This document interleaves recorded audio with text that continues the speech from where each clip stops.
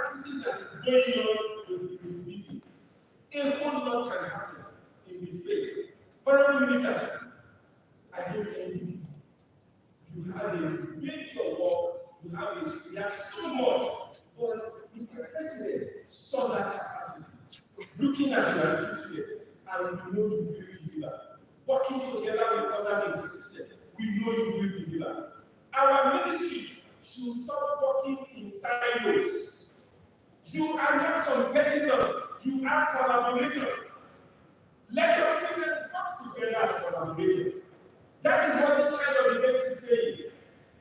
When I first got to last week, after about 2 weeks, everybody was saying, Mr. Kenny Vice President. Because whether to the security or to the cleaner, it is thank you, sir. Thank you, man. Thank you, sir. Thank you, man. By the time I was giving the 5 years, everybody was Mr. Kenny. Because we all respected ourselves. It became a mutual thing. And that is what this great nation needs. Today is not in Nigeria. Others telling you that they are not in Nigeria. God has blessed us. We now need to use the capacity and those endowments that God has given us to make sure that we energize ourselves. I was talking to my graduate students in class and I told them, anywhere I go, it is only when it is winter that I will not be dressed like this. Anywhere in the world, I will be dressed like this because I want to tell them I am proudly African and proudly Nigerian. And that is what our youth should carry forward. We have so much pride in us. We have so much. Nigerian police, thank you for this event. Let everybody key into that mantra. Let everybody support the vision of Mr. President. We all know where we are coming from. We all know where we are coming from. And nobody is saying it is perfect. But we can do better when we work together and we collaborate. I also say we can use the youth in government to denounce misinformation. Because all of the things that is happening, by the time the youth key into the agenda, when you circulate something that is not right, they will immediately correct it and it goes viral. Let's see who will do it better. You are a bunch of mischief makers. We have the large generation of Nigerian youth working with the system. And that's what but when we alienate the youth, and we don't let them see that we are not doing you a favor by allowing you into this place, you are legitimately entitled to be in this place with us. They will key into the agenda. We can identify the leaders. And it is not about Mr. President coming to engage with them. No. All we need is the policies, the rules, the laws are there. Everybody in their small corner engage. And that is what will make a difference. I went on to close on the basis of we must recognize that is what are the imperatives on security agencies. I'm sorry I'm rushing so that I can close this. What are the imperatives on security agencies and other government agencies? We must recognize the challenges on ground. And we must be intentional in addressing these challenges. We should not address it as business as usual. We must be intentional in addressing it. And every leader within the system must be determined about it. We must actively encourage youth participation in policy and advocacy that supports crime prevention through youth-friendly policies that integrate the role of youth in national security strategies. The role of economic empowerment through employment and entrepreneurship is critical.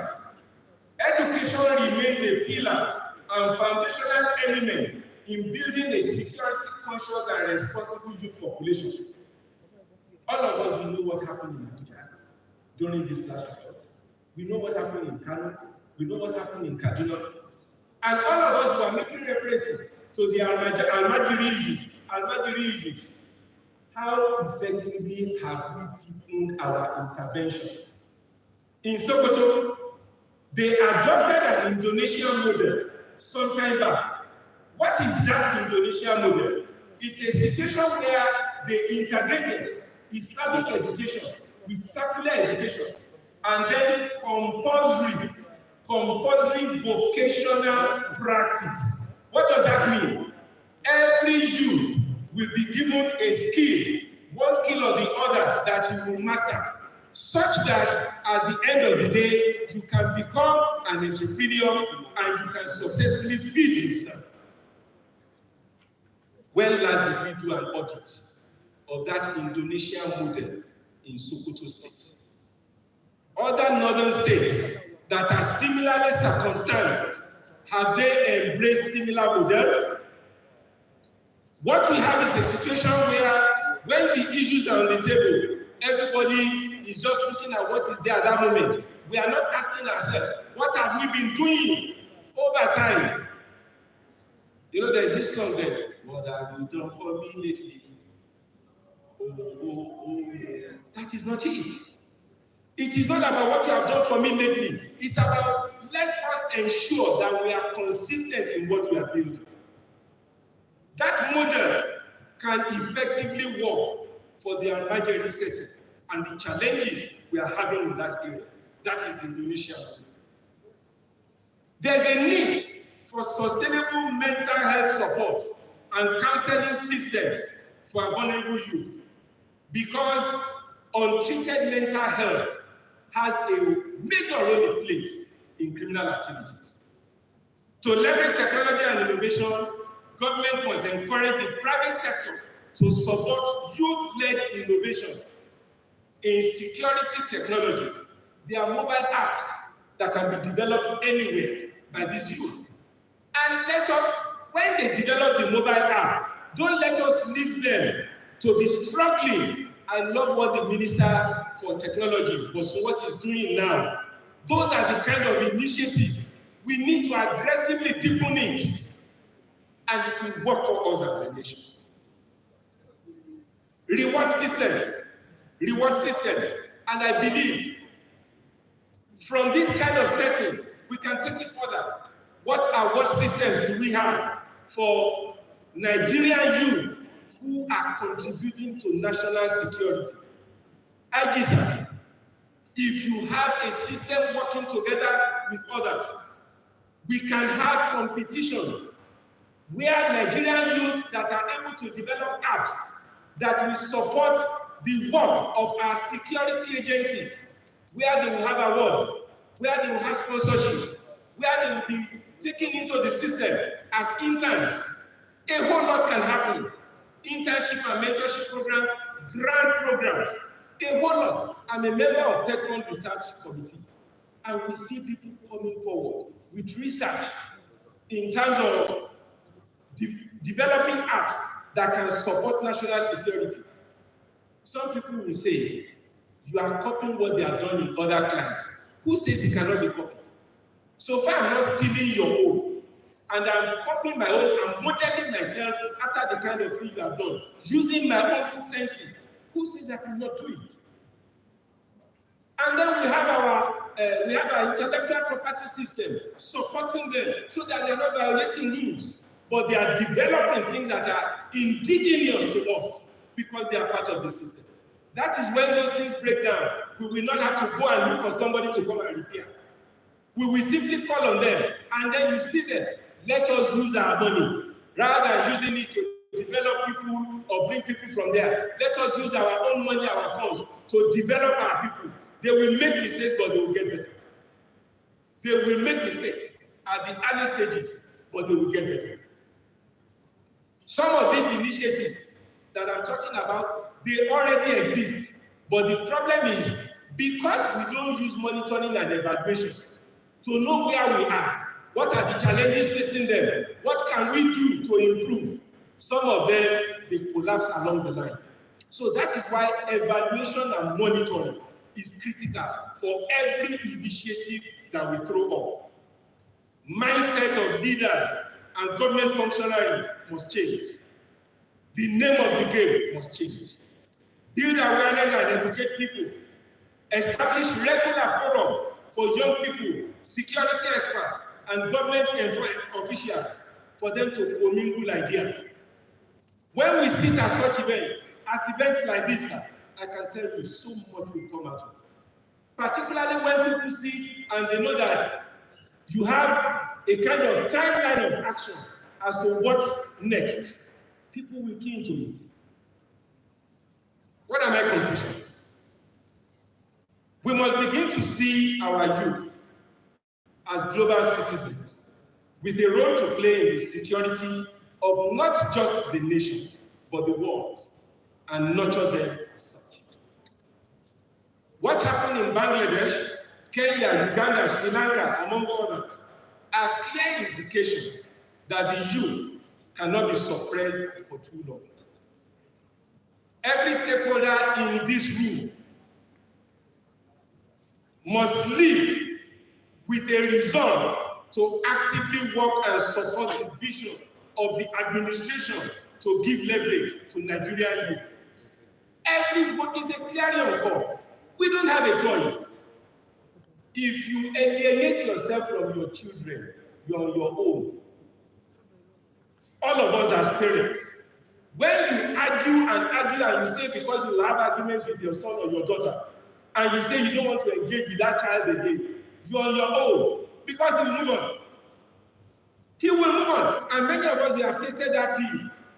You will even not be using style to beg. Akin, Chinedu, Ngozi, Mohammed, I've not heard your voice for 3 days. Are you not going to call me? Because you alienated yourself. We must not, as a nation, alienate ourselves from our great youth.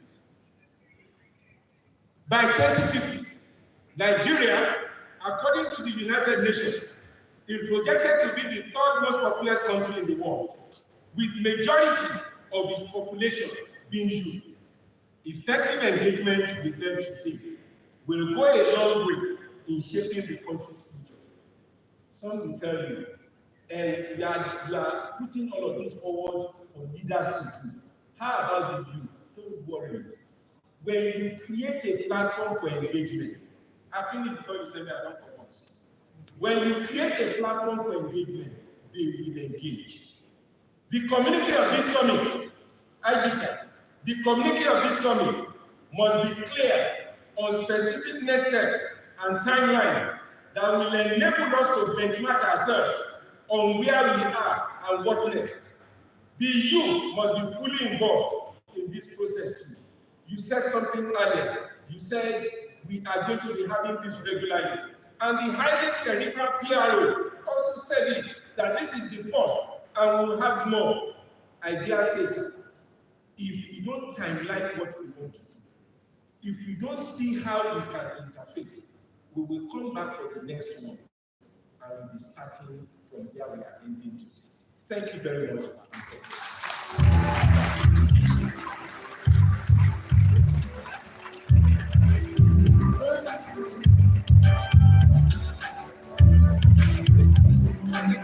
Your Excellencies, I think our keynote speaker deserves a round of applause.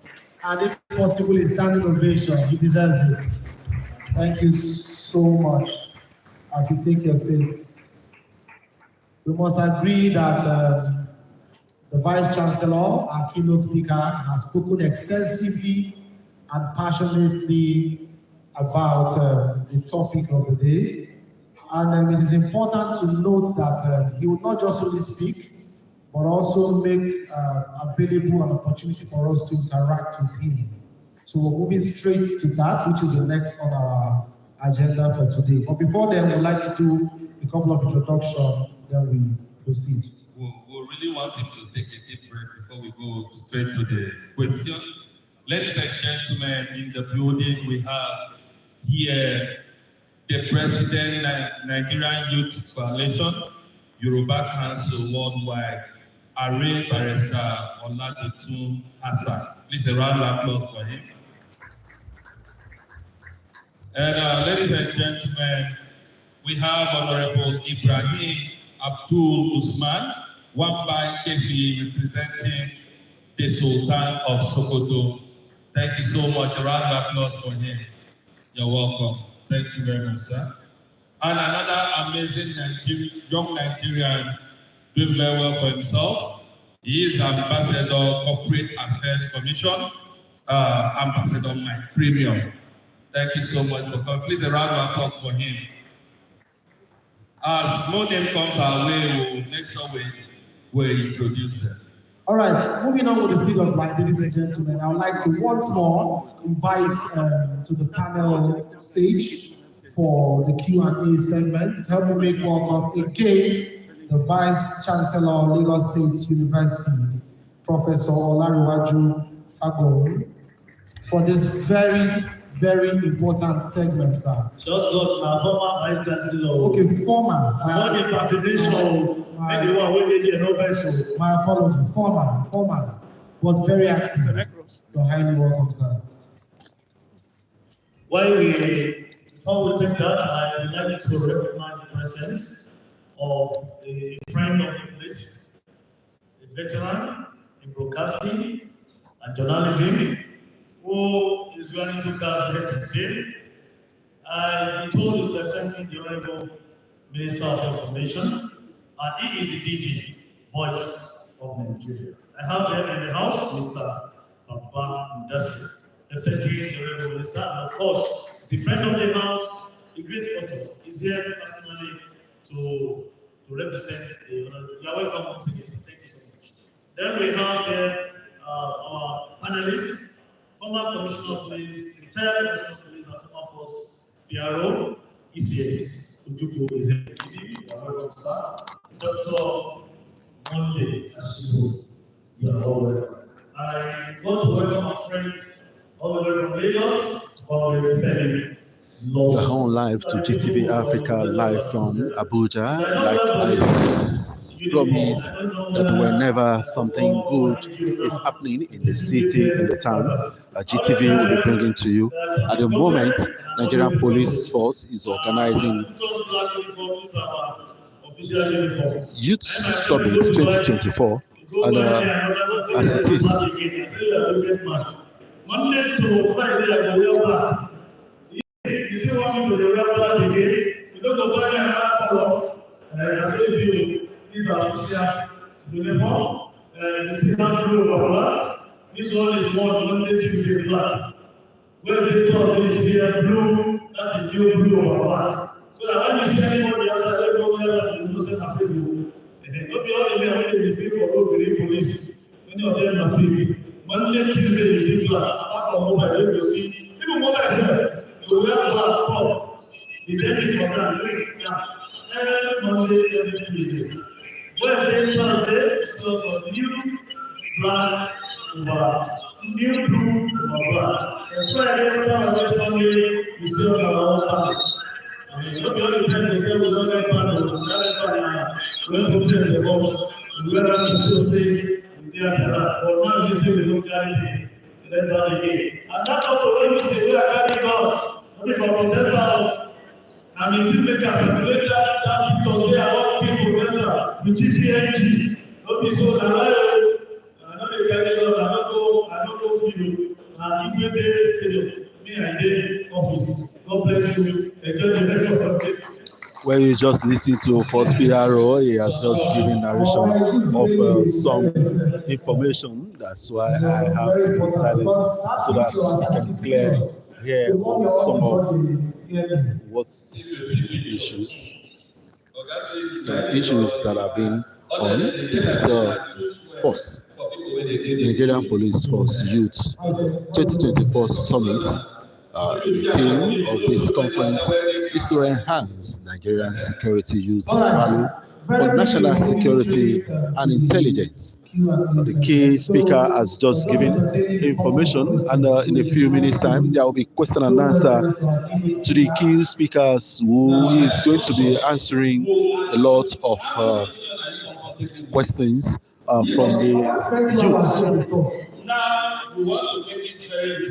He will be answering questions from the youth across the house, and a lot of questions I'm sure are waiting for him. And in a few minutes' time, questions to be given to him, and he will be answering questions. The questions will be coming across in the house from different corners, and different questions are expected from Nigerians.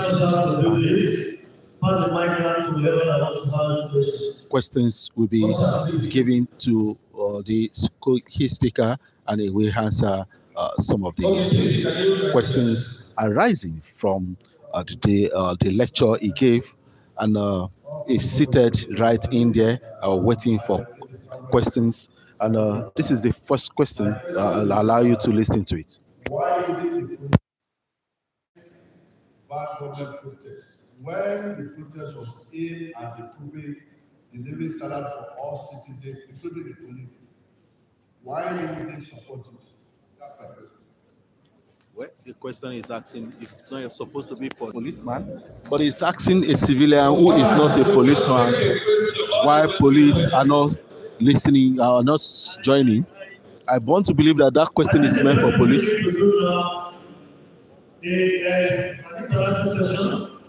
For the story of the I think the two of them will go there. So the heading of the report. Well, like the first question was meant for IG, and IG is heading straight to that place to listen to questions so that he will be able to answer the questions as they have. Though the question is not meant for Prof, the question is meant for IG, and the question will be thrown again.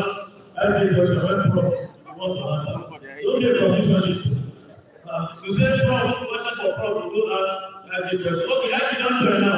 If you know you have questions for the IG, all the questions for Prof, IG, throw the questions to them now, everyone will answer the questions. Well, this is a suitable point that everyone will love to agree with. Now we have like 200 questions.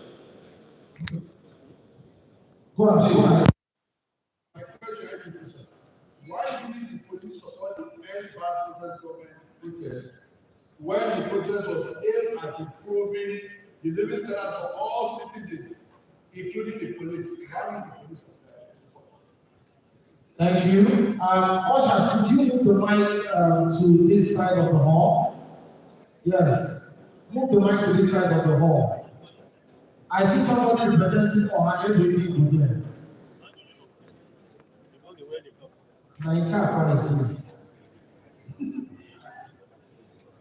Good afternoon, all protocols duly observed. My name is Right Honorable Ricky Majofo, Speaker in the Igbo Youth Parliament. I have two questions. One, to the Prof. Prof, I listened to you very carefully, and I must applaud you. Thank you so much. But I have a confusion somewhere. You constantly use the word riot as against protest. Two of them have different meanings. I believe the fact that what happened was a protest by the youth trying to agitate for good governance, hunger in the country. But if you are using the word constantly, riot, I know some parts it was riotous, but then the intention was a national or nationwide protest. That's number one. Number two, IGP, I will commend you, joining the host of others to commend you for putting this together. Prof said it clearly, engagement will solve so many problems. We've been shouting this aloud. You don't shave a man's head in his absence. Nigerian police can't do it all. The youth must be brought close to help you. 80%, or let me say 70% of the crimes perpetrated are perpetrated by the youth. They may be sponsored by the elderly ones, but are being executed by the youth. Suffice it to say that if you engage the youth, especially youth at the grassroots, the youth leaders at the grassroots, and the youth leaders of various credible youth organizations, they will identify every perpetrator of crime in their community. Because sometimes I'm from Southeast, when they say unknown gunmen, I feel bad. There is no gunman that is unknown. Nobody wears masks coming from limbo to come. But when you engage people rightfully, with good intention, like Prof said. Prof said it must be intentional. If you have it as an intentional act to stop crime, then engage the right people at the grassroots, and surely you will curb the crime. So my question and advice is, how far from this today? What are your plans to engage the youth leaders at the grassroots and the youth leaders of various organizations? Thank you so much. Thank you. All right, 2 more questions. Hello, sorry, there's a question here. And please, if you are asking, go straight to the point, please. Okay, my name is Honest Abba, and I'm directing the question to the IGP and Oga Olumuyiwa, the first PI. My question is very simple, and as the mouthpiece of the youth, I want to ask IGP and Oga Olumuyiwa, first PI, if there's an item 7 after this program.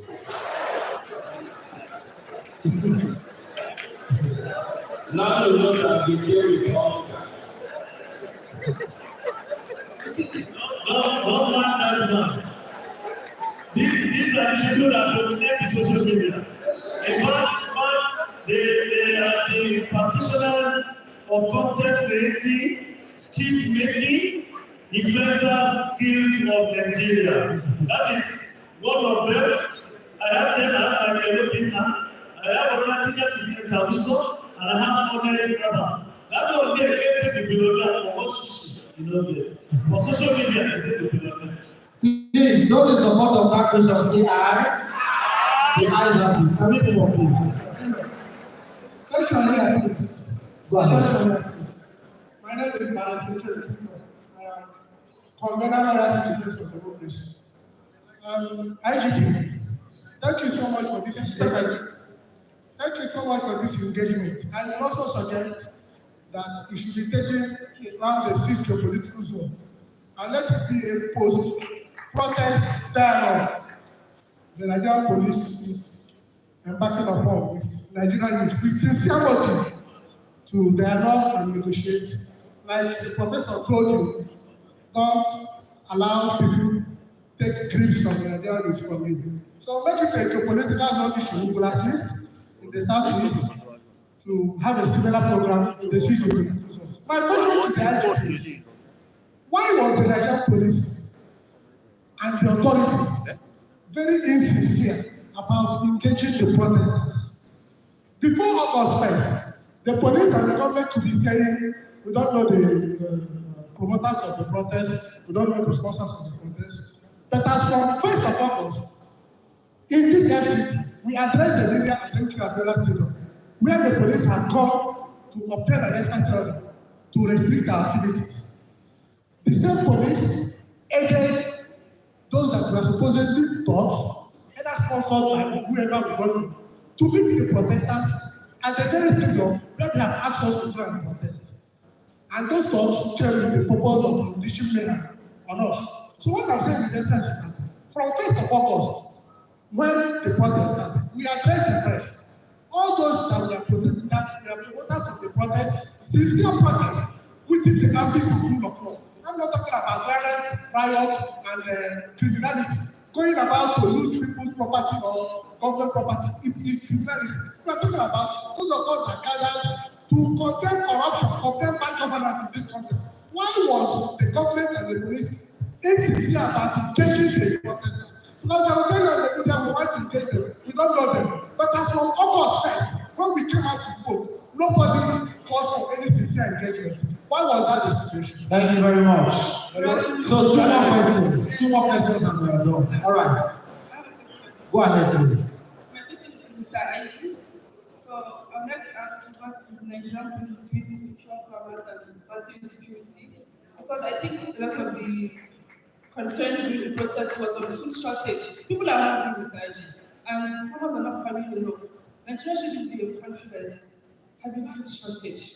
And the insecurity is terrible. Farmers can't farm, even for family's sake, not for commercial use. So what is the police doing to battle insecurity for farmers? I think that's very important. People are hungry. Thank you. Last question. I represent the International Association of All Peace Advocates. I have a question for the IG. Hello? I have a question. Hello, sorry, please, hold on. Hello. I think we need to reorganize this with the express permission of the LGP and this part over here. Let's turn this to the discussion session straight. So let me invite others that are to attend to some questions here to join them in that place. And I think I'm going to start with the Honorable Minister of Youth. You have questions to attend to. Please join them there. Dr. Monday Ashubu, please go. CPA, ECS, Kojuku, retired, go. Then where's the NIPR president? Is he still there? The NIPR president, please, you have to join. NUJ president, you have to join. And that form will complete. You are part of this, you are my president. Okay, my name is Hold on. Minister, you have to be there. Sorry, ma'am. So that we can balance. There's no woman there. Gender. We are going to do that. You, as the minister, take the position first. She doesn't want to join, so I want her to join.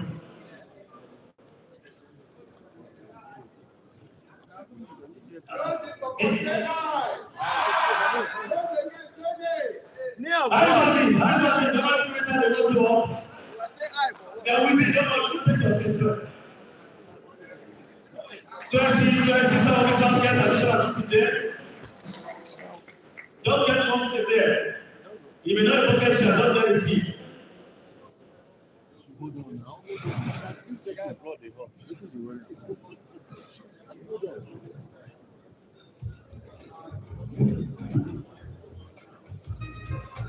Please stand in your remote.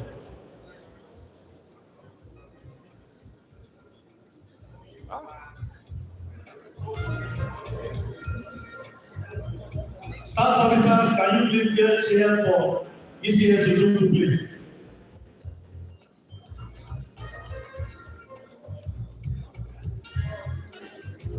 Let us hear to Monday as we go here.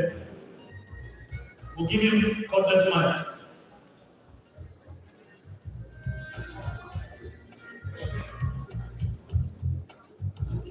I think for us to get it properly done, once the leader of your group has spoken, all of us in the group cannot speak because of our time. So each of the group should appoint the leader or spokesman that will speak on behalf of your group. Because I came to see all these hands up, I don't know how to manage this. We need to manage our time.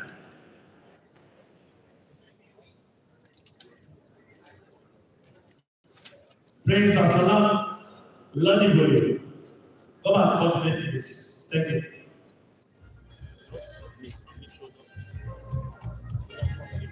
Somebody was on the mic. Yeah, I was on the mic. Okay. So you continue from the go back. Go back. Don't get more mics. I told you I want 4 mics.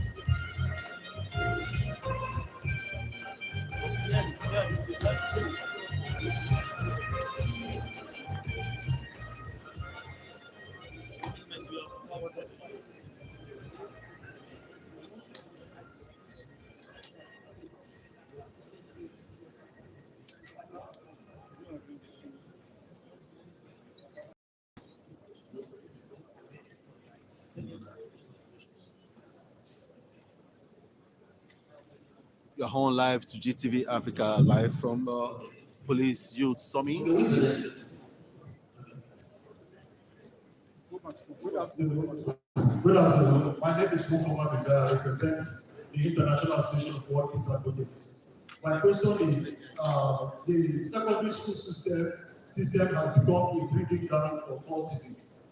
And it's by what My question is to the IG.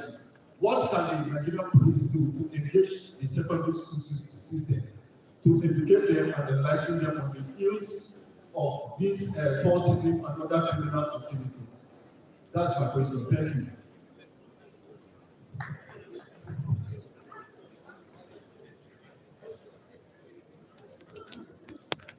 Where different questions are coming up and people are finding out, like the last question says, wants to know what is the IG or police generally are going to do to curb insecurity in the secondary school that is taking control of the secondary school. Questions are still coming up and the panel are set for the answering of the question.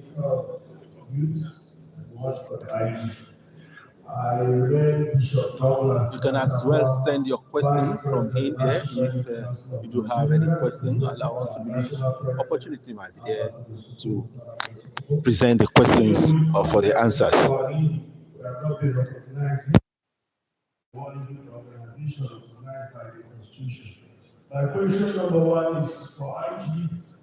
I don't know, Inspector General of Police, what are you going to do for the bad acts in your organization, most especially the police? No, police says they are our friends, but some of the police, unfortunately, some things happened years ago, which I was part of it. So I want the Inspector General sincere, take a note and give us the solution of the bad acts in police, because there are a lot of bad acts in your organization and you need to work on them.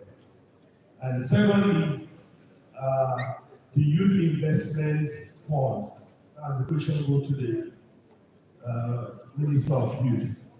I have a lot of calls from my states, my local governments about this applying of the fund.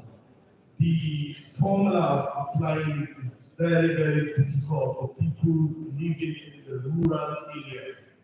Some of these farmers, they don't have the CAC certificate, they don't have the business plans, and I want the minister to look at this and give us an answer so that we can go back to our people that farm, and also to assure the government should take a serious look of security, because farming is becoming something demanding and destroying and killing our people. We cannot farm, things are getting more cost. But let the minister work on that youth investment so that the lower people, the low-rich local person can access the loan. They call on me every day, more than 200 people on this arrangement. Please, next question. You have just 30 seconds.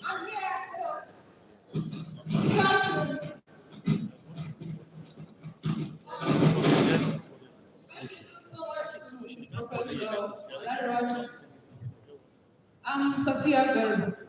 So, I'm so sorry. Regarding the youth participation, I'm one of the young people who have been working in the CSC section 7 years. Well, the girl is The girl seems to be emotional, and you just have to take her that way. She's so emotional. We were just working on a project, and as a member of our youth organization, I will not one of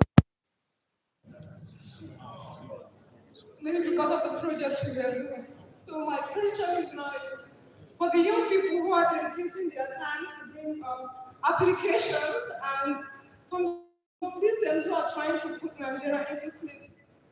What is the guarantee for our life and security? Because we lost since in 2022, and there was nothing we could do about it. Until now, there was no investigation or anything.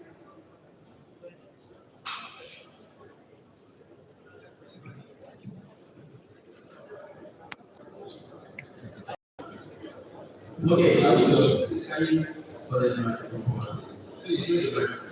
The whole life to GTV Africa. The lady is so emotional. As she said, they are volunteers and they lost one of their colleagues, and nothing happened since then and after the incident happened. Ambassador Abraham Tuafan, the national coordinator, National Association of Uniform Volunteer Organization in Nigeria. My question goes to the Honorable Minister for Youth, the IGP, and I think I will pause there because they are the major stakeholders in what we want to say. I want to ask, what is your take on the issue of promotion of volunteerism in Nigeria? Considering the fact that a lot of youth, in fact, as a matter of fact, we have over 10 million Nigerian youth who are volunteers in different organizations, you can see with different uniforms here. But we find it difficult to assess your recruitment, even the fund they just raised some years ago. None of our members have ever benefited from it. What are you doing on this? Also, we want to ask, is it not better to promote volunteerism to the extent that we can have national volunteer corps? Since we have volunteers in virtually every community in Nigeria, why not come up with national volunteer corps where police cannot be able to go, volunteers can be able to assist them? Moreover, again, I want to also mention, we talk about state police, community police, and all of that. Is it not cheaper to use the volunteers to cover these gaps, considering the fact that if you are paying a policeman 50,000 naira, you give a volunteer 30,000 naira, he will give you a better job than what you are expecting a policeman to do. And again, the volunteer, okay, this is my submission. I have an opinion. As a matter of fact, written His Excellency. Well, I'd like to say quickly that what is the question is asking, it will have been nice to say assistants rather than to say than the police. If you have volunteers that are supporting police, it will be of a good thing. Well, that's my view. That's the view of GTV Africa. The question is still on, but Inspector General of Police and others are going to answer as soon as possible. And please don't not all youth commit crime, okay? Please do the right thing. It's okay. It's okay. Thank you. Well, I think we will prepare for this, but I also want us to do track while you're here because it's when you have a busy society, that's when you have to talk about anything. That's why we do not have to stay among the things that go. Okay, I will open the floor for the discussion. Okay. Sorry, I'm not the pair of analysts people. Please let me have the question.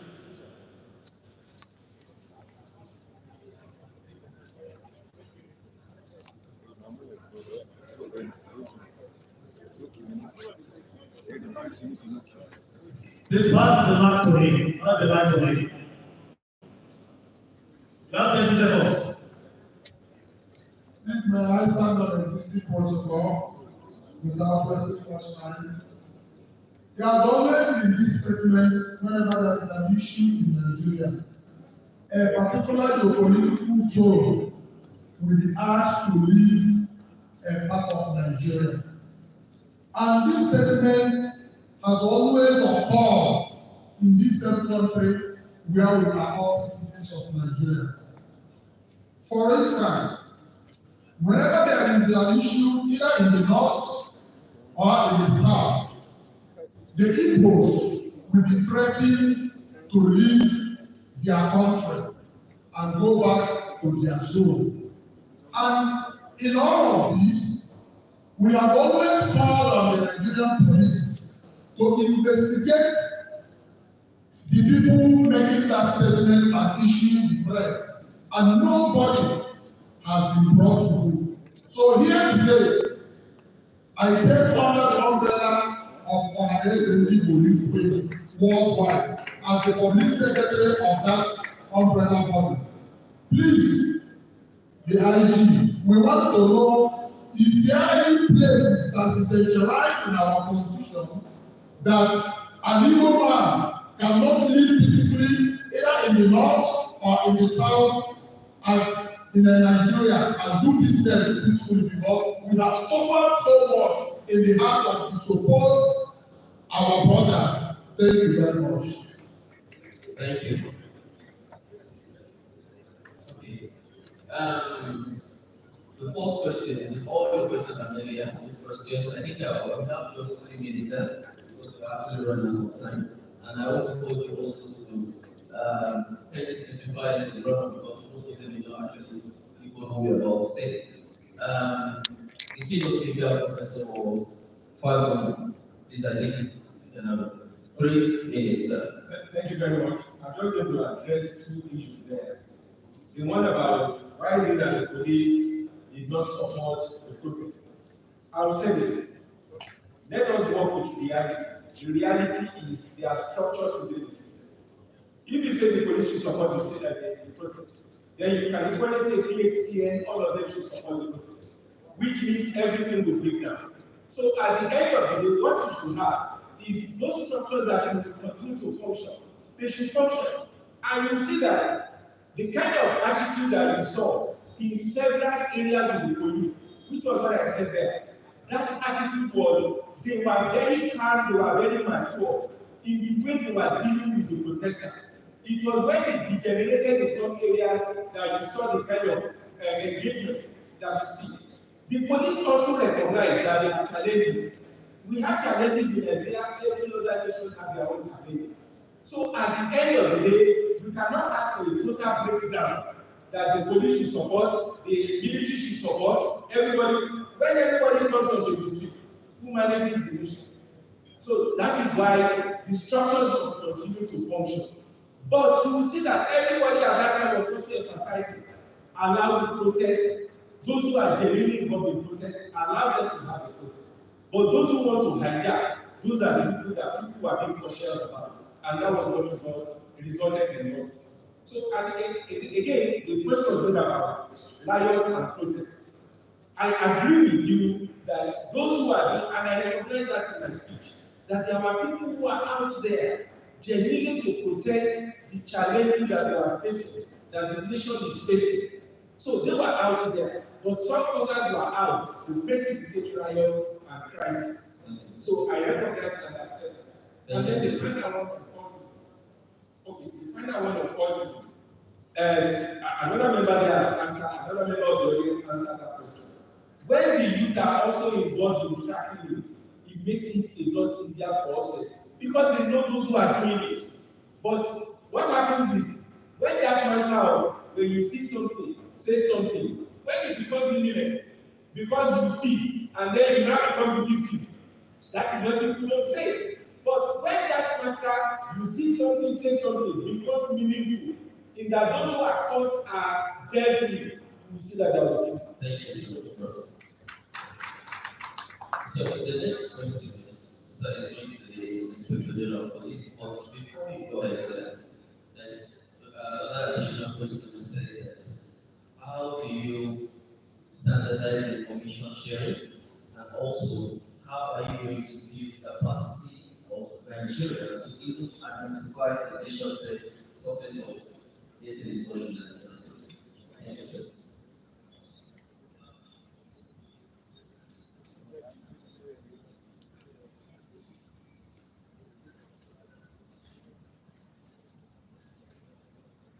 You're on to GTV Africa live from Abuja, and this the Nigerian Police Force 2024 Youth Summit is on, and it's to enhance national security.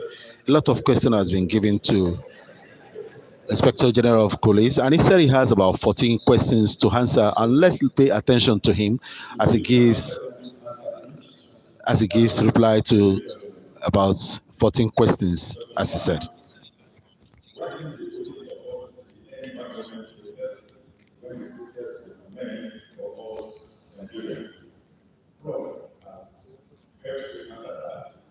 But I will have to make an issue to the answer provided by God. My response to this today is three parts. Number one is that, of course, our responsibility is not to manage protest, but to manage protest. intelligence at the disposal of the police. Anyone who knows what we know about this protest will not come out to protest. We have intelligence at our disposal that some agents of stabilization are ready to use the anti-protest to destabilize our country. I won't be able to share details yet because we are still on the trail of this individual. Some of them are already out of the country. They immediately escaped. Some of them are even foreigners. One of them was traced to the neighbor house the other day. And I was just wondering why the noise about the lady in the neighbor house, when we go into the neighbor house, we needed only a song that the individual was using as a front. And we have been monitoring his activities.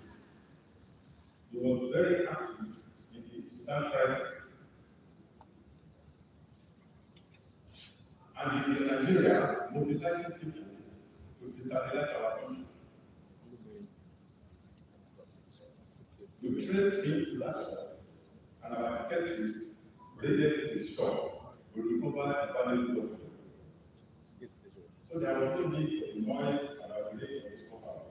We didn't raid the house. The next secretary of the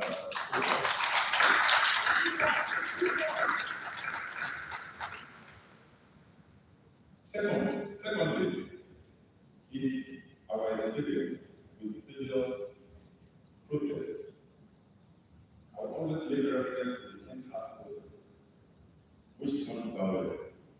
It started initially as peaceful, but any protest that is mobilized on social media has the potential to be violent. Because when we are mobilizing on social media, we are mobilizing the whole population, including the criminals.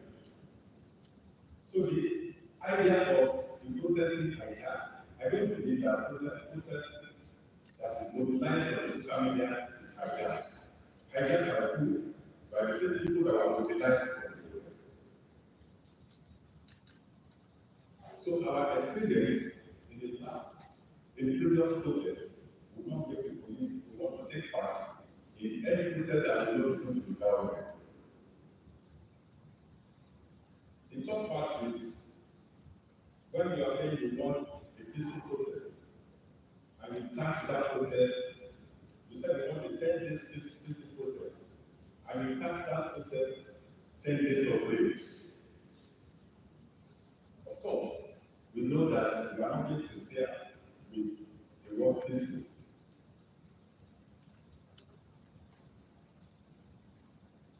Question 2.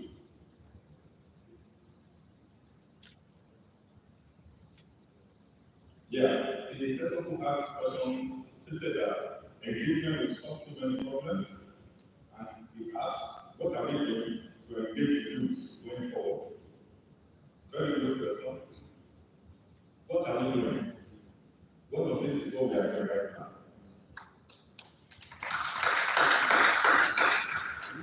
The aim of this summit, organized by the Nigerian police in collaboration with UNESCO, is to have sincere engagement with Nigerian youth. We want to build trust, and we want cooperation, collaboration with the Nigerian youth. Question 3, that's the item 7 question. That question is going to be up here. Answering properly. Question 4. The person who asked the question stated that, oh, this is just a suggestion. He suggested that we should have those protest dialogue in all the political zones. That is why we will consider it. Question 5. What about? Okay, the person who asked the question raised issues about insincerity about the protest. That will call them even when they came out to address press conference. But before the protest, we made it clear that the police will be out to protect peaceful protesters. People who want to come out to peaceful protest will be out to protect them. We also give our guidance. We ask them to come home. They should meet their commissioners of police, indicate their intention to stage a peaceful protest. And the commissioner of police in the state will make adequate arrangements for their protection. It is not enough for you to attend press conference. What is required of you is to follow our guidelines. Make the commissioner of police in the state, make your intention known, and the commissioner of police will make adequate arrangements for your protection. You know, inform us that I wanted to make a press conference.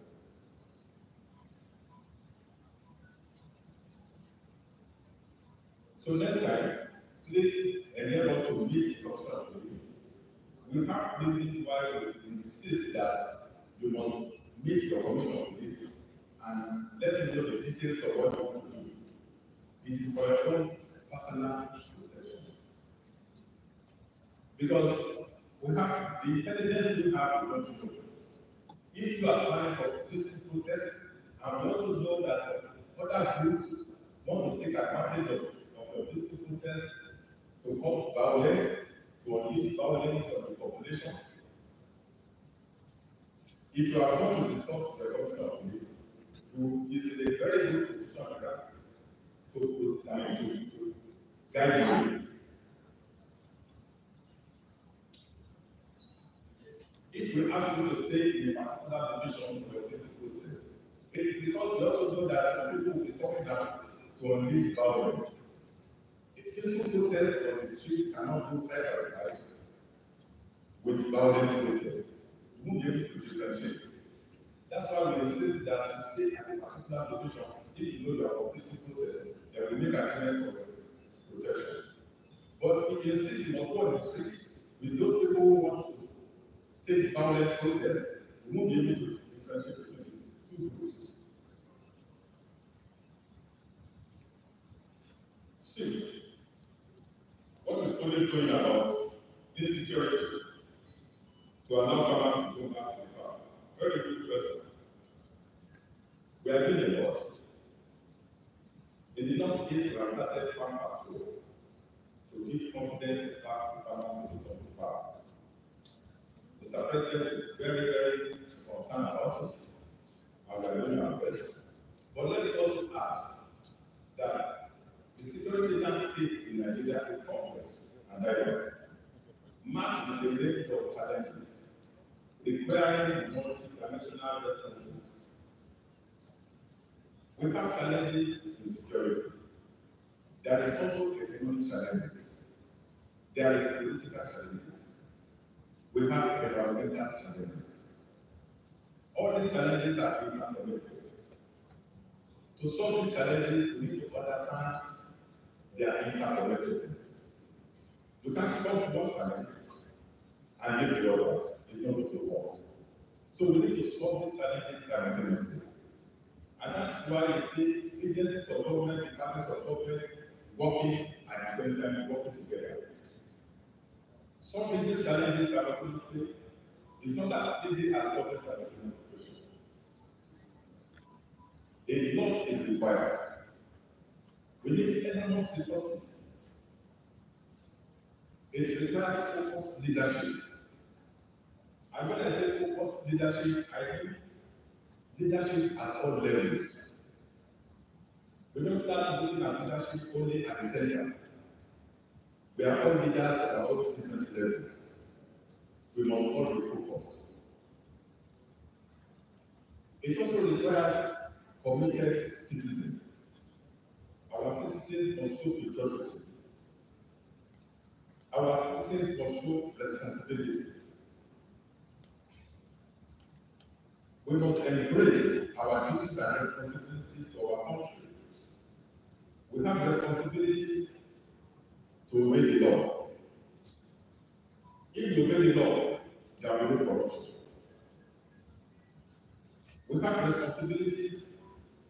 cooperate with the police, assist law enforcement agencies.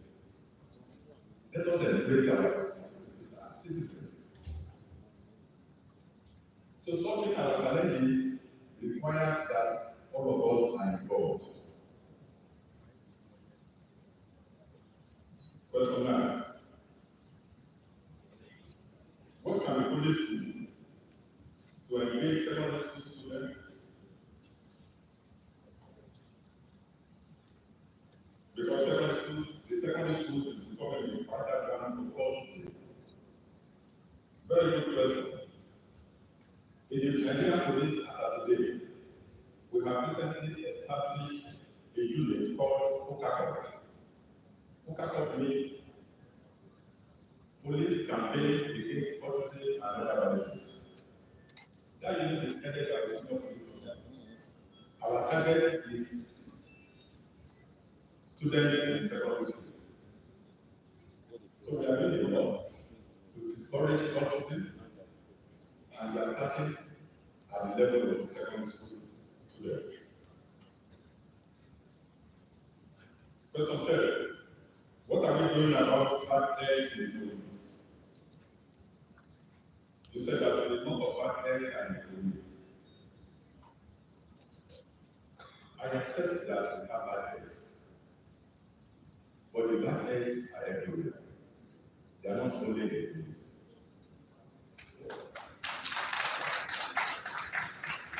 Whatever you see in Nigeria today, in the police today, is a reflection of what Nigeria is. It is called Nigerian Police Force, not Ghana Police Force, not the Republic of Benin Police Force. Members of the force are Nigerians. So the society gets the kind of police they deserve. That notwithstanding, we are fishing out the bad eggs because we are responsible leaders. We are fishing out the bad eggs in our midst and we are punishing them. We are discouraging bad behavior. By punishing bad behavior, and we encourage good behavior by reinforcing those good behaviors. Question 11. Efforts to protect those who come out to protest and fight for better Nigeria.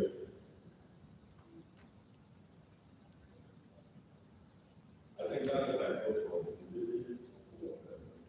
That's what I managed to get from the lady who was talking at the same time. We have stated it separately that it is the right of citizens to have peaceful assembly and to protest. We recognize that right. And we will always protect the rights of our citizens. We have introduced a course in our police colleges and training schools on the protection and promotion of human rights. For you to become a policeman today, you must have gone through that course. We are focusing on the protection of human rights. And that is why we always emphasize that we recognize your right to peaceful assembly and to protest. But that right is right to peace.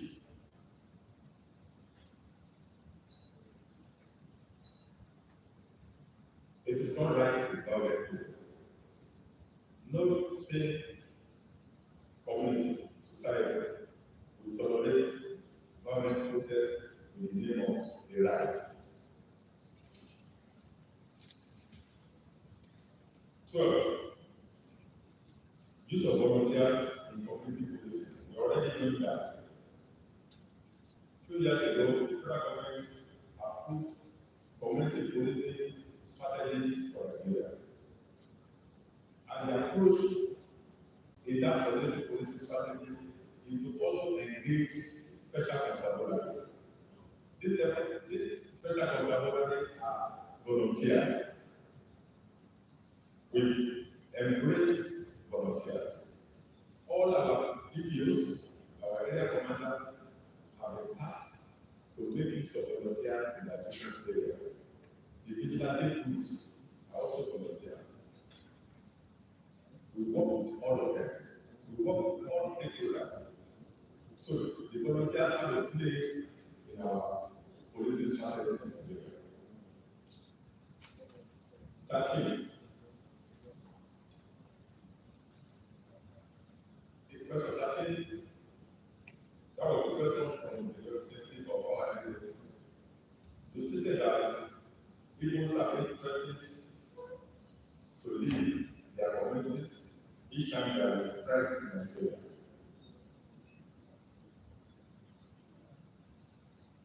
Well, that may be true in some places, but I think it's not a general thing.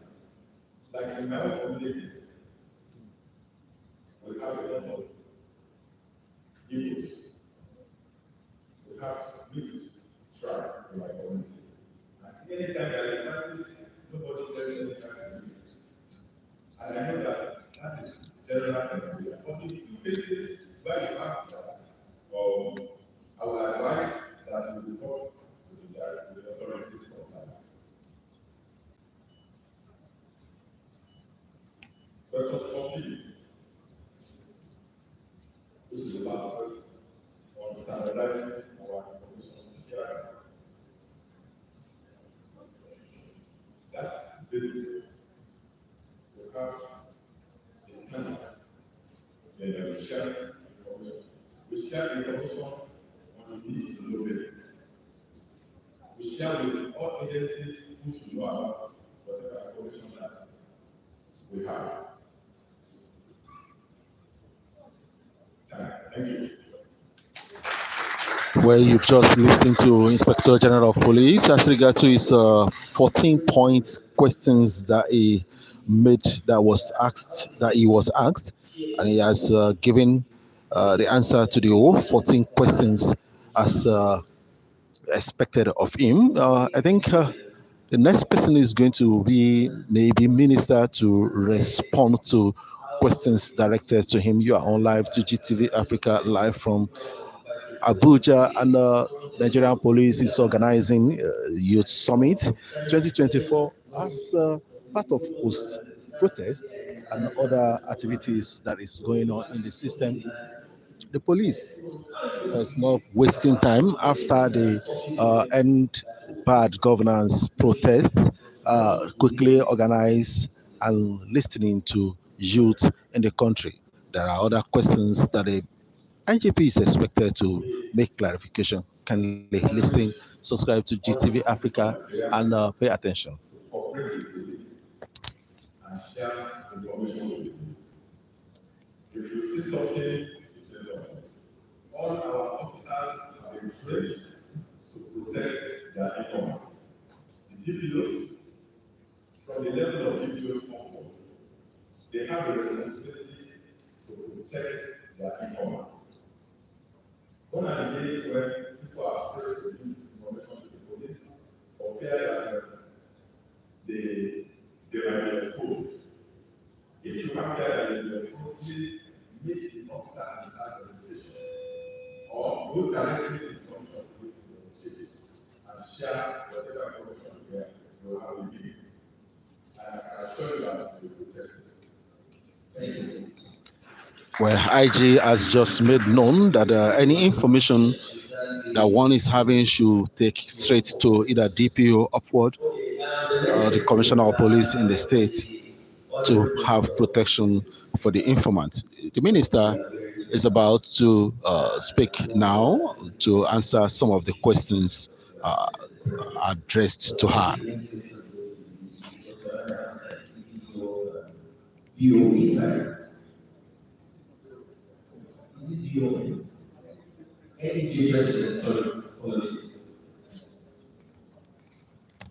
Well, it has been changed, and it's expected that.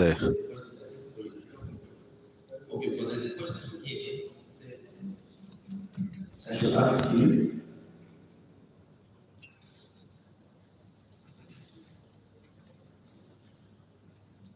Please, I can't see the other person, so I don't think it's much time. So, do you have a representative? No? Do you have a person you'd like to ask the question? Please, go ahead. 3 minutes. Okay, thank you. General question about engagement. The part of essence of this meeting is for the police to engage and the police to do that by having engagement is key. Because it is like the government mentioned in his address, from 60-70% of the population. So the police will not do itself any good if it neglects 70% of our constituency is starting police work.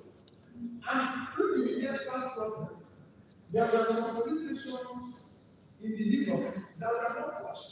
The communities protected the police stations from assaults.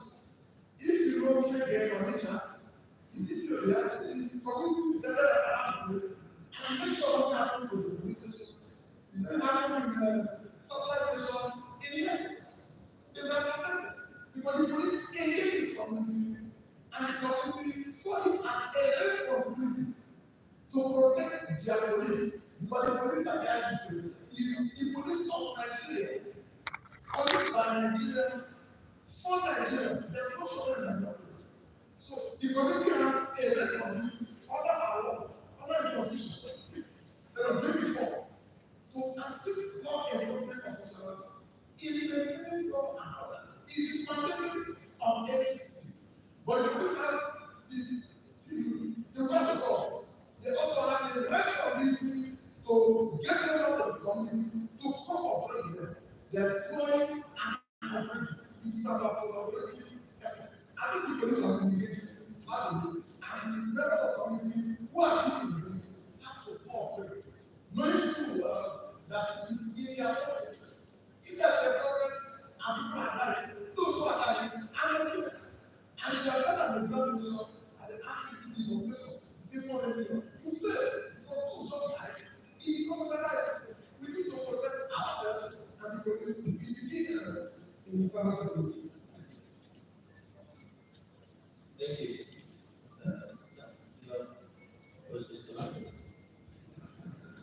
I will speak to two issues that the Dora has raised, and I think it's something that we need to also revisit from time to time.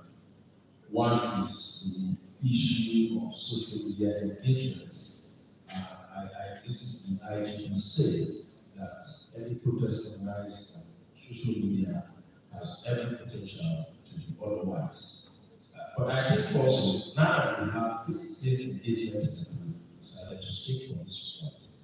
It's important that this engagement moves to the same strength when you have 83 billion digital natives. You have 363 million digital natives around the world. Nigeria accounts for 22% of digital natives between the ages of 18 and 24. And that is not an environment you can ignore. That is not an environment we should take for granted.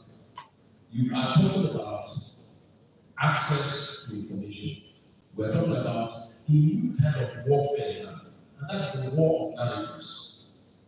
People are building different narratives to the digital space to recruit Nigerian youths, either to work for or against their governments. So I think the entire security architecture, both at NSA level and police and military, should be looking at the war of narratives. First, we must convert one. The mindset is very paramount in this warfare. If you have no idea about how to deal with the mindset of young Nigerians and women, there's every tendency to lose them and fight against security. Another weapon that has been used and is consistent within the Nigerian narrative is the culture of poverty. The culture of poverty is different from poverty itself.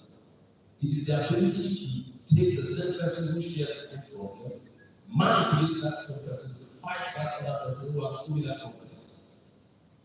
And we saw that happen in forces of protest, where persons come out to use certain narratives. The war of narratives is very huge within our social media space. And I think it is high time also that we don't display for people in terms of human rights.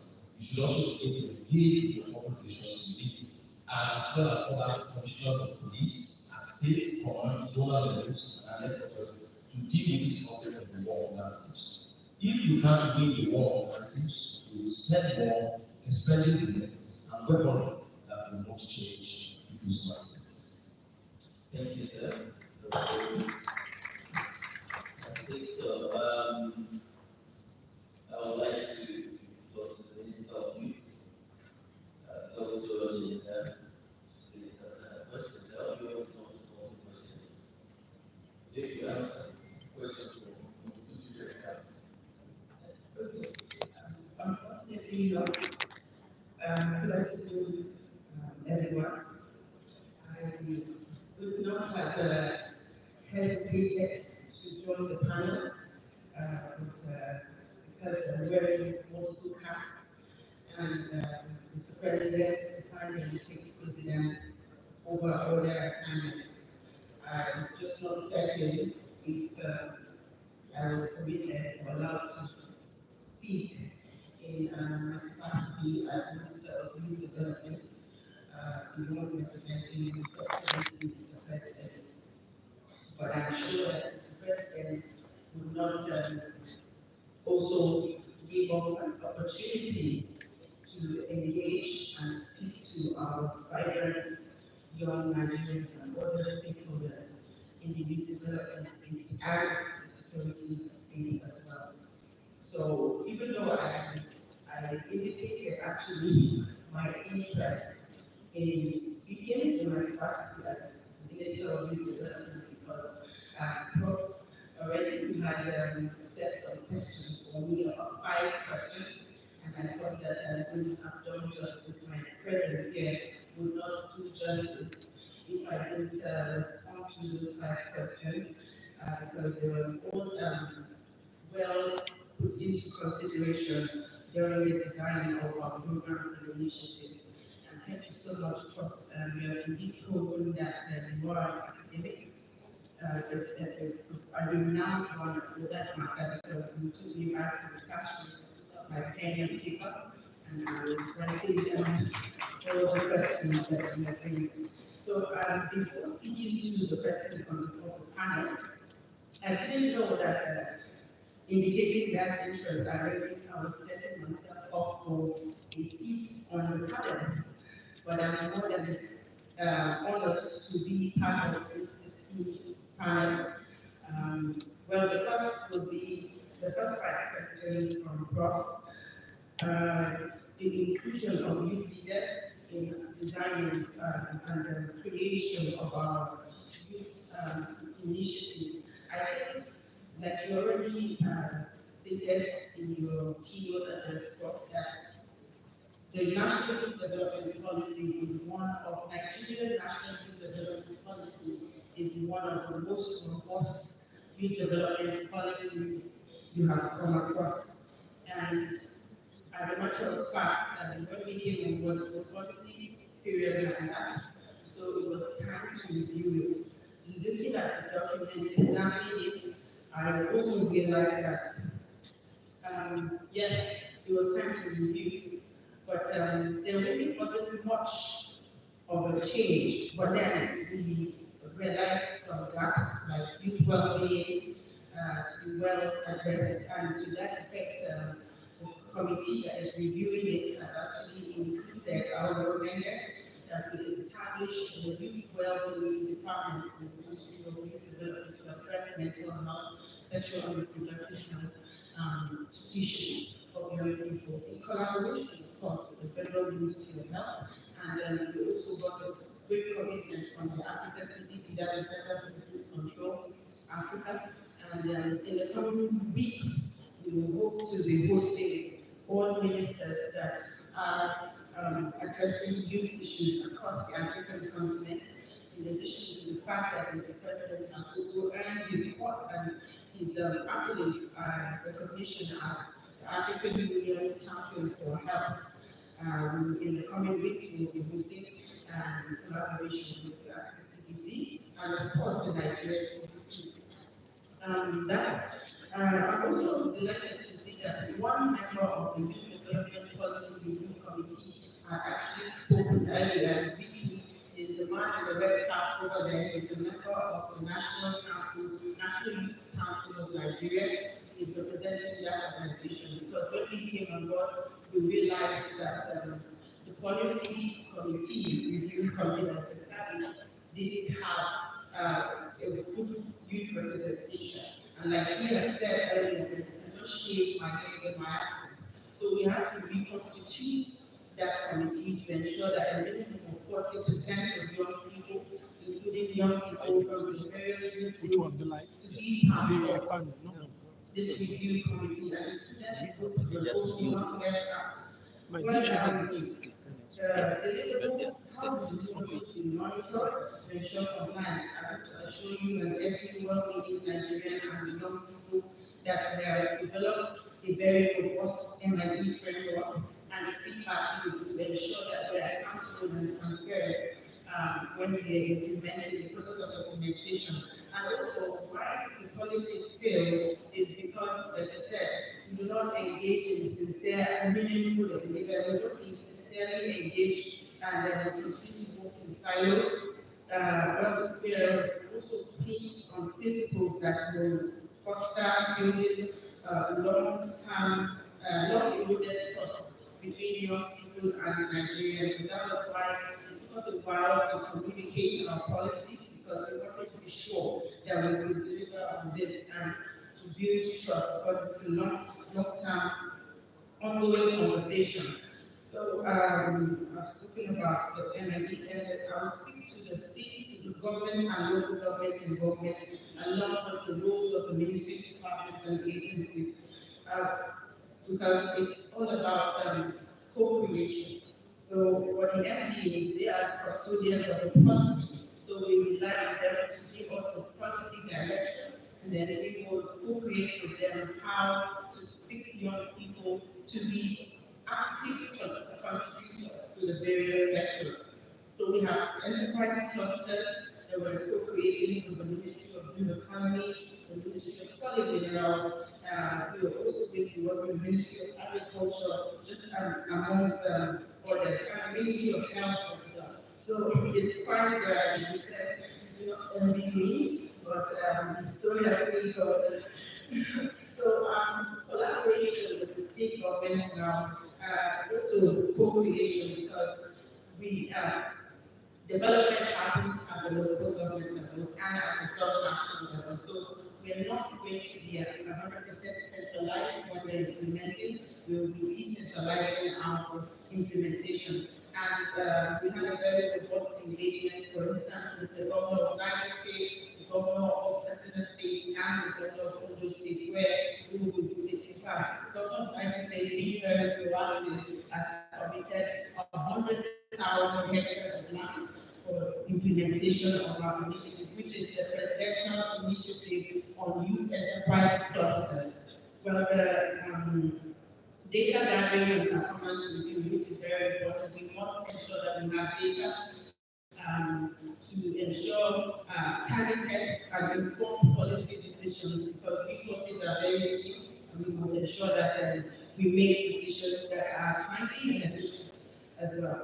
So yes, communication strategy, yes, we understand that it's important to have a robust communication strategy where we involve young people and engage with them on social media, and we're gone through a process of developing that and putting a lot of factors into consideration. And in the coming days, our communication will be strengthened and well improved to ensure that young people are 100% on board when we communicate. Because what's the point designing programs and initiatives when we cannot get feedback on how people are faring with our policies?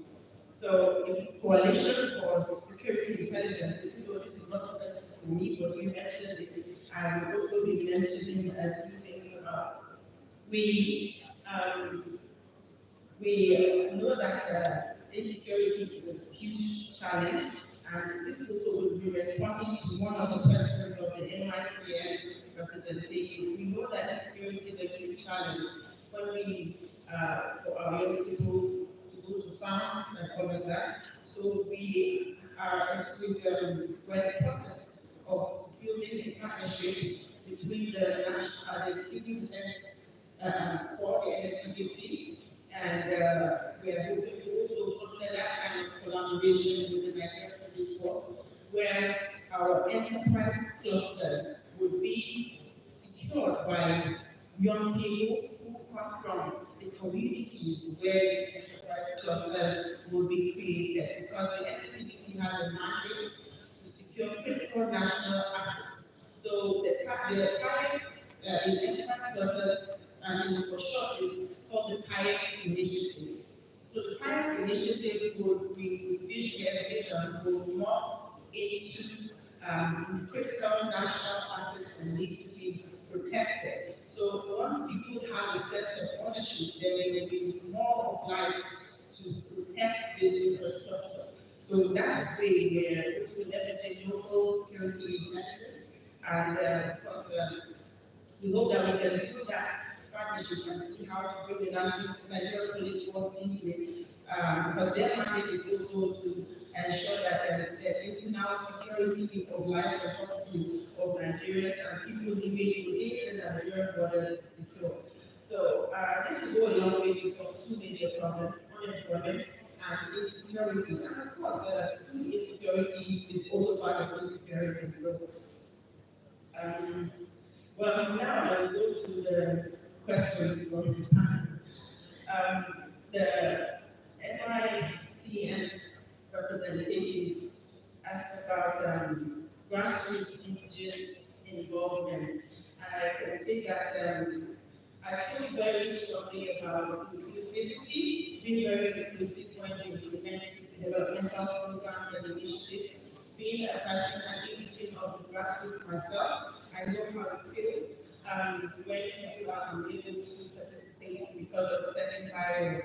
So it's in light of that the youth investment fund has already put that into consideration by creating a unit for inclusion to ensure that the youth is dedicated to ensuring that we ease up the application processes for young people, especially for young people who are in communities where, in fact, for those who do not have immediately, I think we see the problem solved. But what we are a serious challenge for the program is still how to get down to communities that do not have access to the internet. But we are also devising some strategies for them. Those will not be immediately, because it hurts me, because people will not be able to benefit within the first 10 days, because the next 10 days, hopefully, we will be devoted to the first set of beneficiaries of the restructured youth investment fund. So what hurts me is that those at the grassroots require even a little longer process than those who have access to the internet. But we are taking on top of that, and we will ensure that communities are not left behind. And the vision. Sorry, there are a lot of questions. I think the first PR, please, sir. Where I think the other question, because there are a lot of questions. You should mail it to us so that we can. You want to know before Thursday, I think we have a lot of questions there, and I think we have.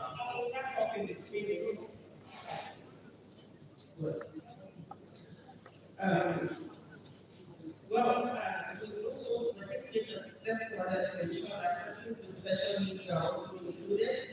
Work recognition solutions to support persons with special needs will be also deployed, and then to improve their application process. And we set aside 10% of our interventions for persons with special needs. There are also a support system together and supporting people in designing their business plans. But then, well, I don't say too much about that. The Corporate Affairs Commission, in collaboration with them, and they will be technically support us to ease the process of business registration. So we want to ensure we do not turn anyone away, because this is It's a fund that is meant for young people, and we are here to support every single young person. We're also translating into the major Nigerian languages just to ensure that people will reach the language barrier before we go a little more granular to the dialect as well. So, volunteering was touched on. The question of volunteering, I'm also pleased to let you know that the Renewable Youth Development Strategy has four core tactical objectives. One being governance and strong institutional strengthening, job skills and innovation. The third being cultural behavioral change, because under this circular is where volunteering and mentorship falls. So I'm really excited because the questions were like music to my ear, because it was so that our program relations resonate very well with the people, and that it easily, our policies will be easily accepted by the people as well. So youth volunteering now as it concerns the security architecture of our country. We have had complaints about people saying that they're not happy about the quality of security agents and all what I actually said. Not everyone is bad, and we are a reflection. The force is a reflection of who we are. So I think it's important that we catch people young, and I'm also calling on all security agencies to key into our young marshals initiative. This is an initiative that we want to ensure that the most patriotic crop of officers within the security architecture of our country collaborate with the Federal Ministry of Youth Development to mentor young people to teach them what the essence of being secretary to nation means. And perhaps along the line, they can also grow up to be patriotic officers, and they will also understood why they are, I mean, the essence of being a force man or a man of someone who sacrifices their life for their country. So it is also, I mean, because we understand that the mentioned gap for mentorship, and we're very committed to reaching this gap to ensure that we just call on you to support us, to work with us to achieve this. We work engaged with agencies under the Federal Ministry of Interior, and the minister is 100% committed to ensuring that the support is successful. I see that the representative of the Chief of Defense Staff is here. I know he's the military men in the house are nodding their heads, and I'm excited that we already have your cooperation. Well, the current renewable, and the fourth pillar of the renewable youth development strategy is human capital development. We all, as the day flies, we all understand what human capital development is. Then this really was not a question for me, but I think it's a point that needs to be responded to, or to explain what the government through the Federal Ministry of Youth Development is doing to ensure that we promote unity, the spirit of unity and brotherhood in Nigeria, because the individual, the PRO of the individual youth community, youth council organization made mention of this. Well, the presidential initiative for youth enterprise process, I want to just say a little bit more on how that initiative tends to promises to address national unity. Right. So as we speak, 3,000, more than 3,000 young people in Abia State an immediate interest in being part of light manufacturing industry cluster. What this means is, and this cluster will focusing on garments and leather goods value chain. So what does it mean? What we're trying to do is to create a link of spirit, promote the spirit of brotherhood by creating a link between the north and the south. So taking Abia State, for instance, which is largely Igbo speaking, and what I grew up hearing the northern, the first northern, all the Igbos is Nyamiri.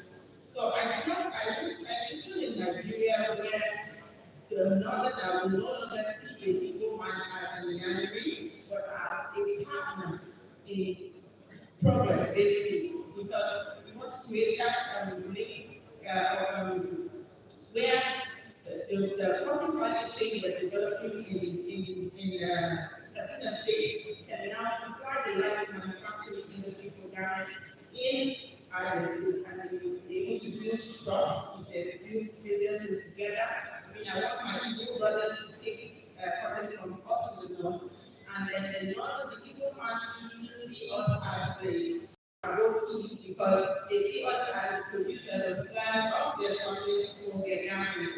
So my brother in the Southeast can take it from me and pay it back later. That way we become partners in the product. So, and the same goes for the leather value chain as well. So this is just a summary of what we hope to achieve with the presidential leadership in this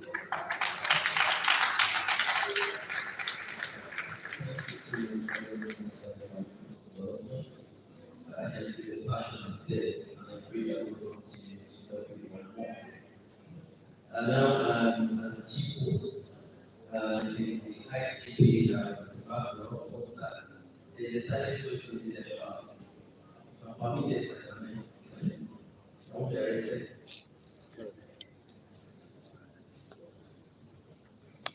You're on live to GTV Africa. This is Nigerian Police Youth Summit 2024. I want to say this is the first time that Nigerian Police is going on with this type of a conference, and Nigerians gathered from all walks of life, seated together, listening to activities, and this is coming after the end bad governance protest in Nigeria that was carried out across the country of recently. Thank you so much. So the Inspector General Police for us before we end the session of the panel, and then he has proved that he's ready maybe to have 1 or 2 times to review the latest of the people or something. So we are looking forward to having to carry on. Your food is no worry, just very good. So thank you very much. Too close to it. Thank you very much.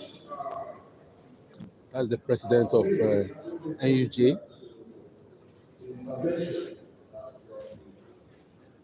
some other speakers on this side of the hall. As a journalist, we clearly understand the importance of engagements such as this. Information, communication, indeed play a huge role in diffusing tension in the community. When we engage the young people who, of course, are the custodians of our future in this manner, it sure goes a long way in, like I said earlier, clearing certain narratives that exist out there. No doubt, political actors will always snatch up every opportunity to ply their trade.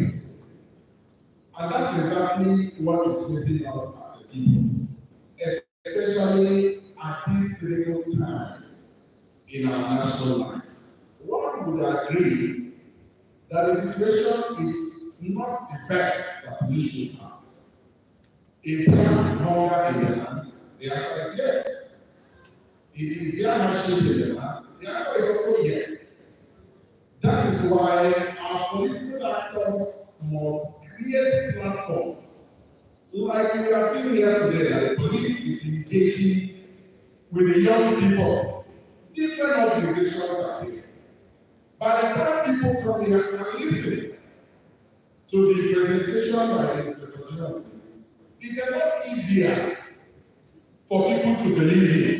And that is what our other leaders political actors must make themselves available. By the time leaders alienate themselves from the people, you begin to see certain issues fly left, right, and center.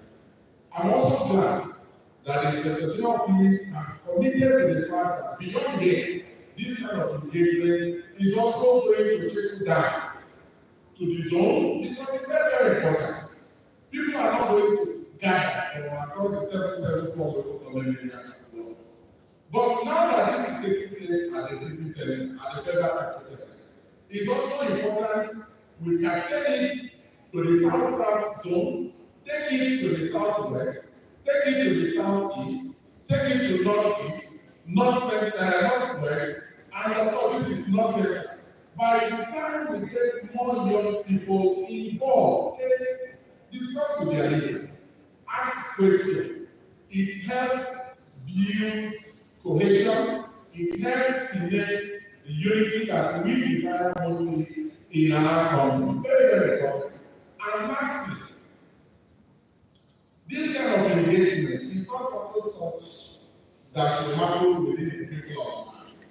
It's something that we are going to create the forum where enough time is given.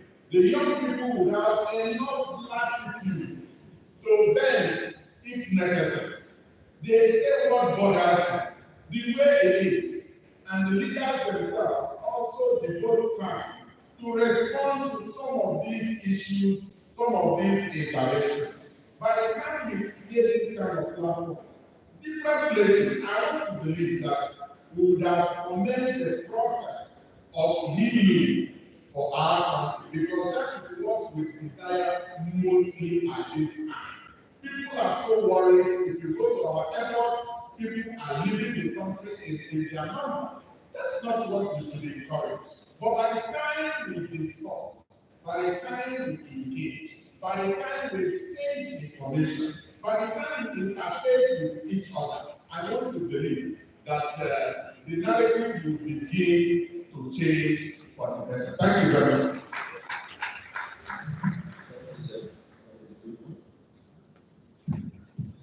Thank you very much. I would just like my brother President continue to say. I would like to draw our attention to a few things. First, I understand that this is the first time that the Nigerian police is having this kind of forum of engagement and engagement with two of us. So that's a commendable thing, that something is changing. And I think we must appreciate that.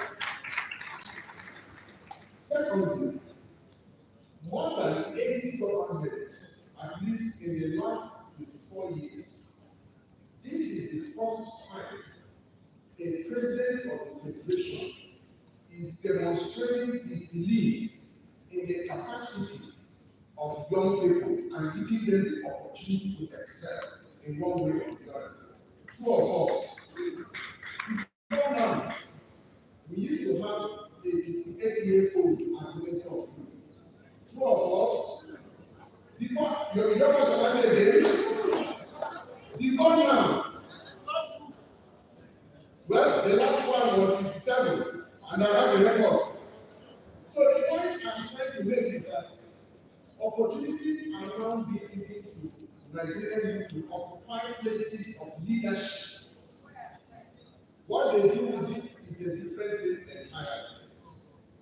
Therefore, my thinking is that what has started today should not end. And that's why I say I will have to continue from where my colleague stopped.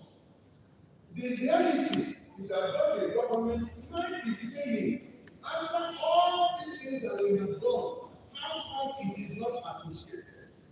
But you see, the truth is that if I don't know that they are doing something for me, the tendency is that I will not appreciate what we do. Government must have a strategic way to engage with the people. We can't stress this enough. And when we say the people, we say the youth. When the first year was talking about and he said that the youth is about the president. I said no.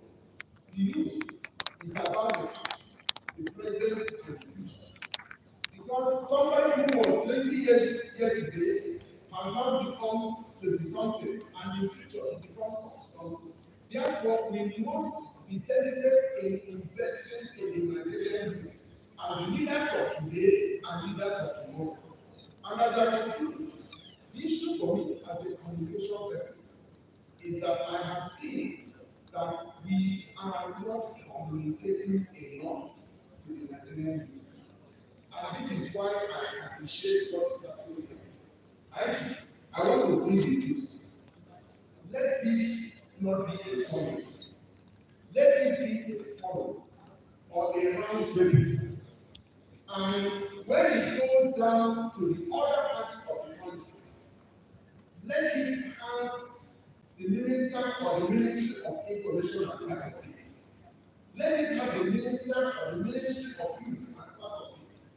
Let it also have all the other people that have information to give to the Nigerian youth. More importantly, please don't come to me. Come as Nigerians. Let us sit down.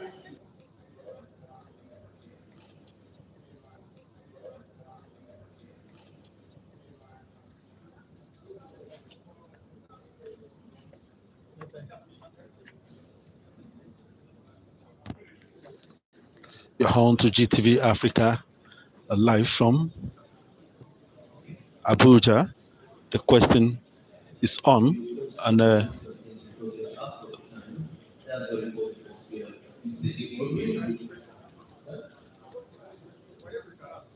You are out of time.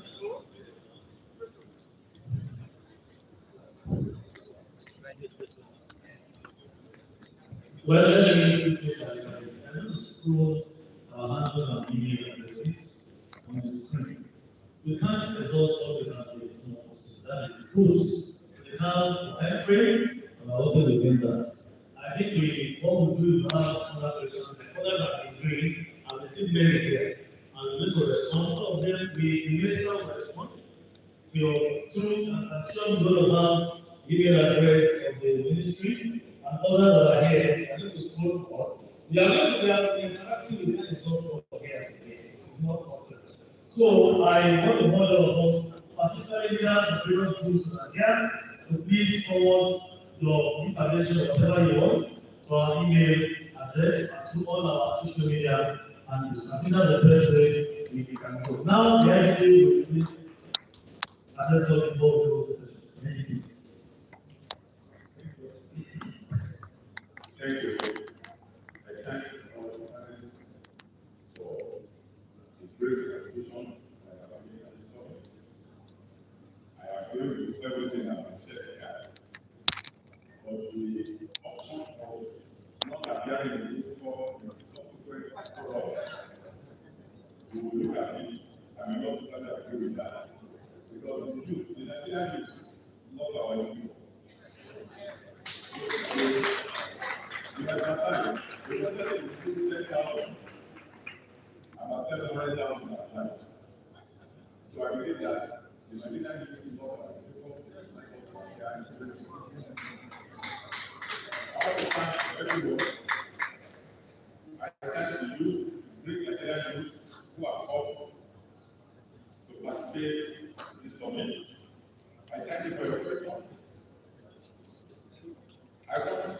There is something that is a teaching of there. When we came up with the idea of this summit, we intended to use it to commemorate the International Youth Day. But with the contributions here in this summit, we now know that we need to engage more in dialogue. We will be taking this engagement to the geopolitical level.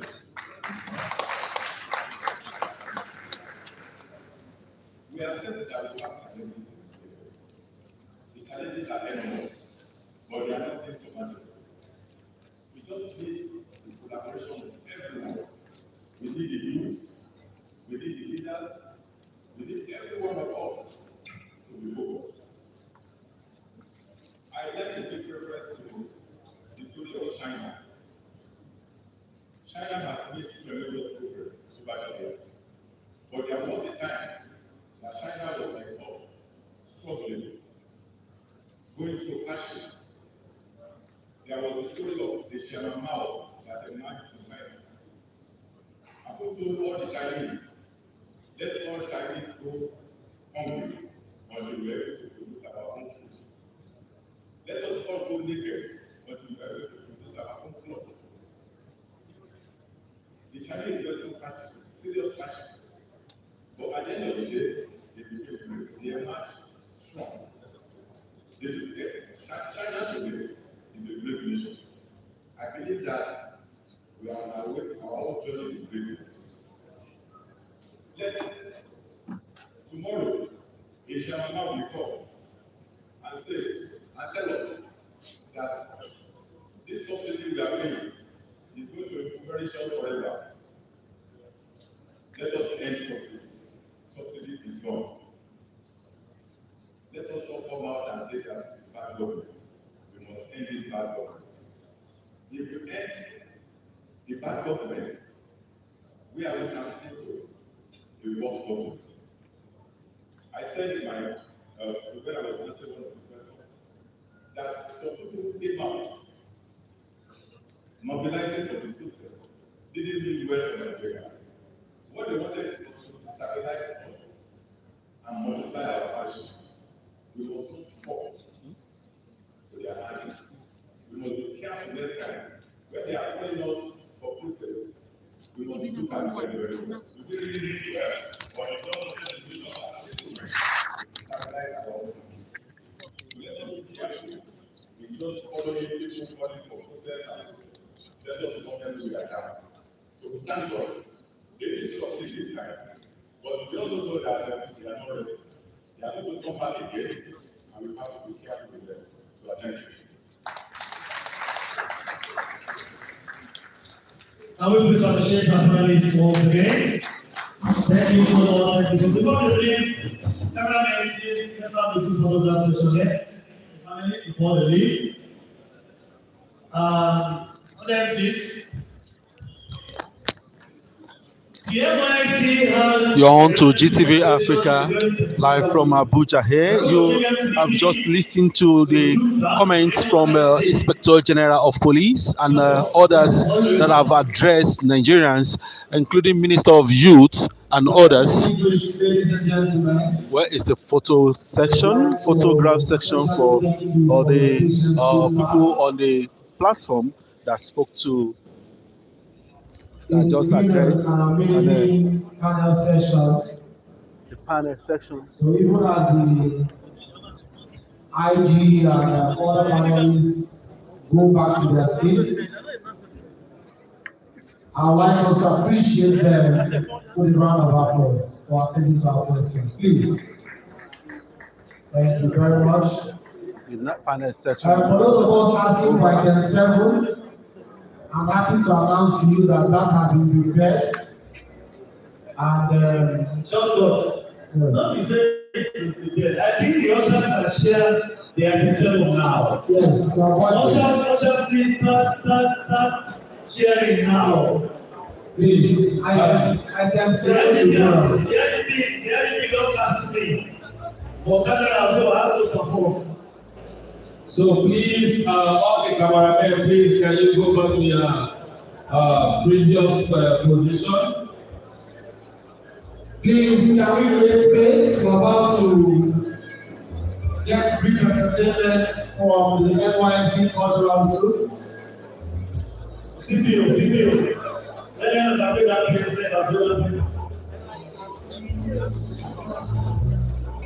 You are on live to GTV Africa, live from the Nigerian Police Force Youth Summit, 2024 Youth Summit, and you've listened to questions.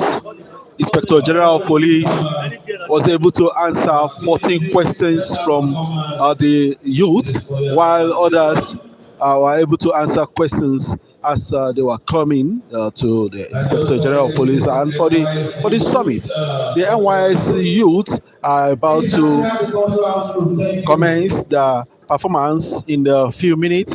The youth, this is youth program, and NYC youth are here to do some performances within a short period. This is GTV Africa coming to you live from Abuja. Subscribe to our YouTube channel. I know you are on, and I wish that you subscribe to our channel.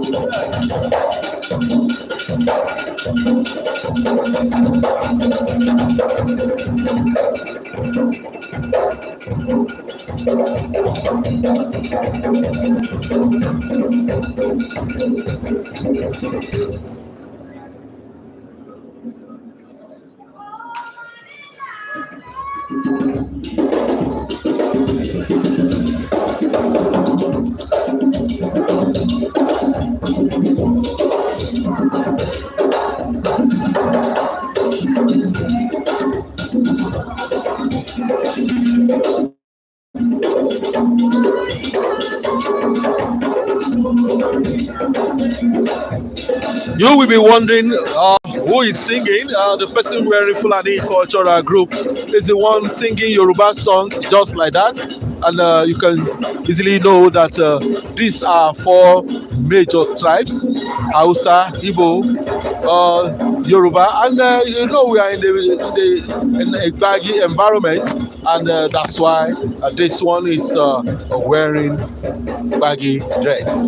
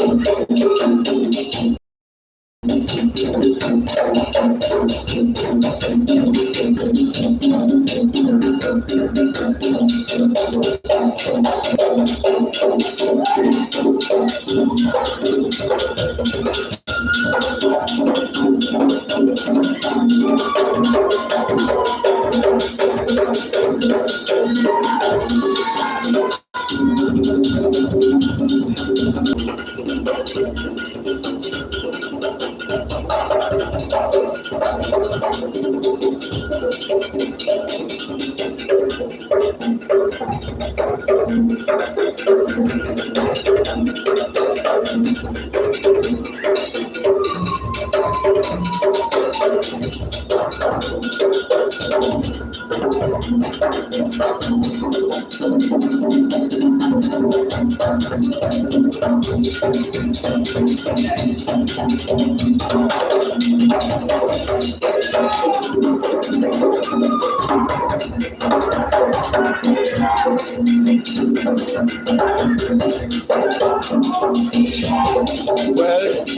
let me begin to sign out from this youth summit. This is GTV Africa.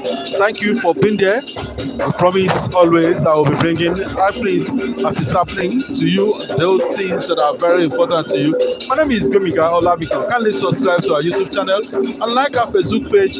Always be with us. Make comments. Let's know your view as regard to the police summit. And I promise you that other event activities will be coming your way. I will be signing out from here. Thank you so much for being there. I'm very happy to see you watching. Thank you so much. Thank you for your time. You can as well view back and hear what has happened earlier before now.